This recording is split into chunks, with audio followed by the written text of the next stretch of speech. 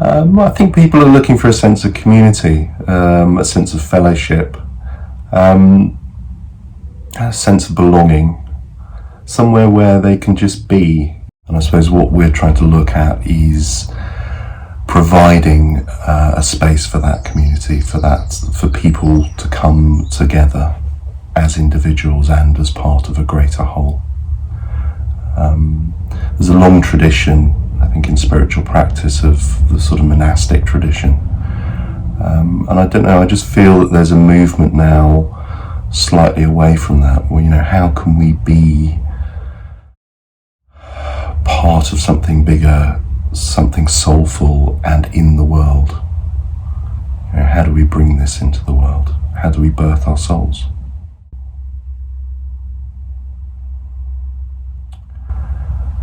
The group provides a space to complement whatever it is someone's practice is.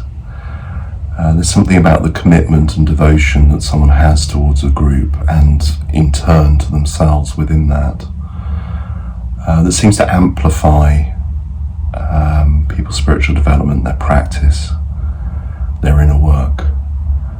It's almost as if, I don't know, it's like a ship setting sail. You could argue a ship of fools, really, as we don't necessarily know where we're going, but we're stepping into this ship together and setting sail to a course unknown, and that there's a magic about that.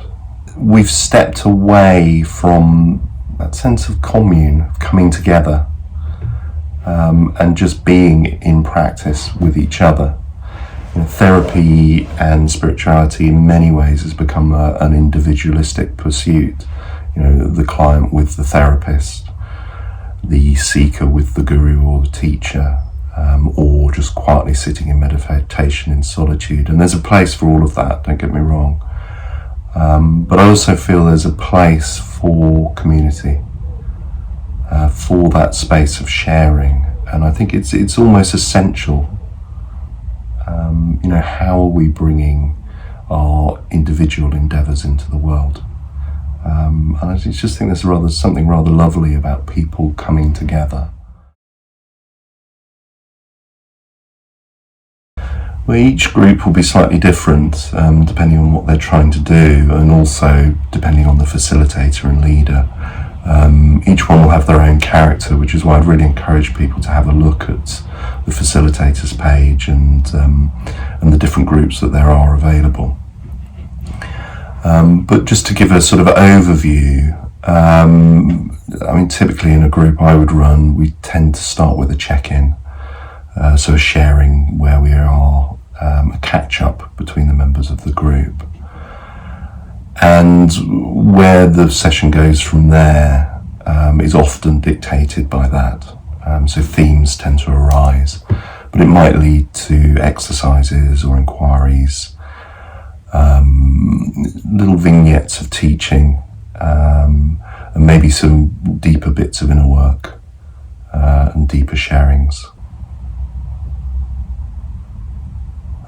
There's lots of questions, some of which are answered in the Q&A part of the site, which are practical, how often, where do we meet, how much, etc., etc. The most common question, though, is more about it's the harder to answer stuff. What do we do? Or what's it about? Or what can we get out of it? That kind of thing. And that's the main reason why, certainly the group I run, we offer a couple of taster sessions prior to the commitment of a 10-session block, just so people really know what they're getting into, what to expect, and also to see whether it's for them. If you're interested in signing up or in more information, I'd really encourage you, invite you to have a good look around this site, have a look at the facilitators, so you can get an idea of their other work too.